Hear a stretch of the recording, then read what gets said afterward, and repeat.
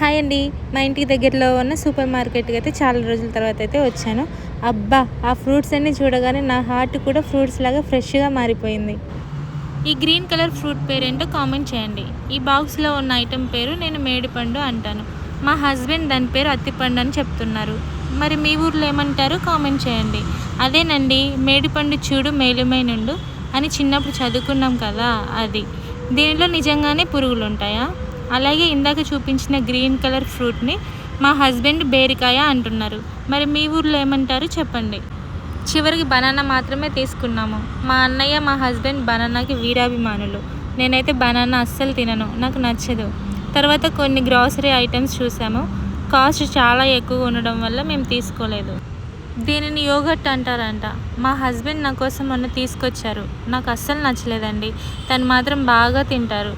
దాని టేస్ట్ పెరుగులో fruit flavour కలిపినట్టుగా ఉంటుంది. చివరికి తక్కువ బిల్లుతో అయితే తప్పించుకొని వచ్చాము.